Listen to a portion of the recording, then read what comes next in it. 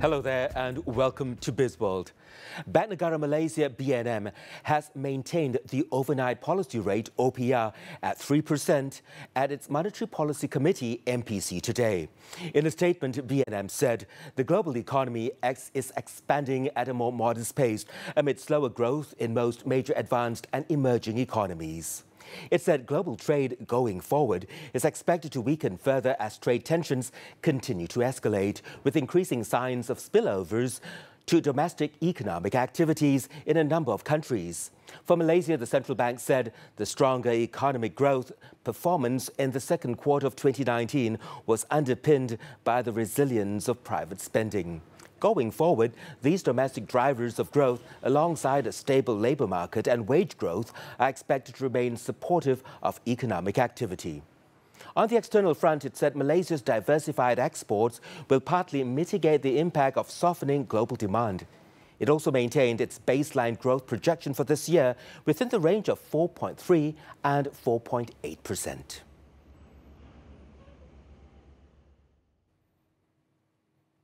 The World Bank has urged the Malaysian government to create a fiscal buffer and to have enough fiscal space to address any contingency that may arise. Its country manager, Firas Rad, also said the government is now seeking to boost economic growth without eroding fiscal discipline and faces challenges in balancing both.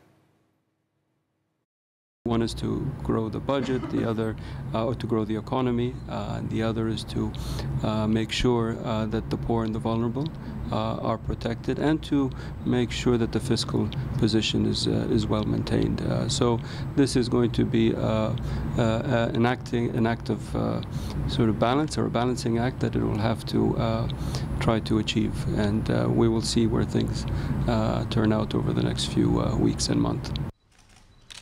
He was met after the launch of the World Bank's latest report, Monitoring Occupational Shortages, Lessons from Malaysia's Critical Occupations List by Human Resources Minister M. Kulasegaran.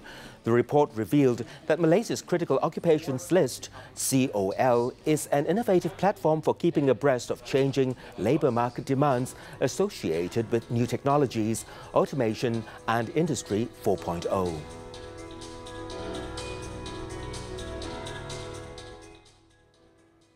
India's decision to review its Free Trade Agreement FTA with ASEAN will not affect the Regional Comprehensive Economic Partnership RCEP talks, expected to be completed by year-end. International Trade and Industry Minister Datuk Darryl Leiking said the ongoing negotiations are moving in a positive direction, with all 16 member countries finding solutions to conclude the trade pact within the expected timeline. So it is moving well. All 15 countries are finding solutions together, and India as well are talking to us. So it's 16 altogether. The 15 have worked very well together, and as you correctly mentioned, there are some political concerns by India in their own home turf, but I believe that they will try to resolve it. Dr. Darryl also confirmed that so far in the last meeting, the Trade Pact members agreed not to have the Investor-State Dispute Settlement, ISDS, in the deal. He was met at the MITI Consultative Dialogue 2019 with two initiatives launched, namely Friends of MITI and Consultative Group of Industrial Development.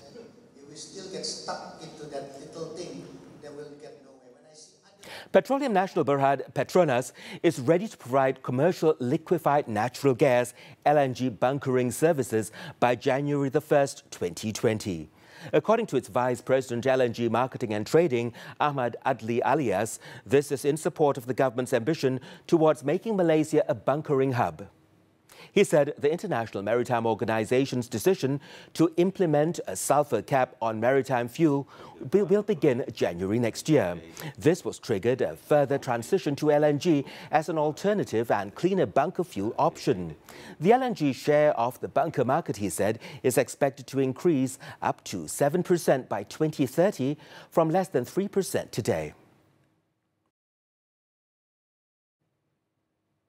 And that's all the time we have for BizWorld this evening. I'm Brandon Wong. Thank you for investing your time with us.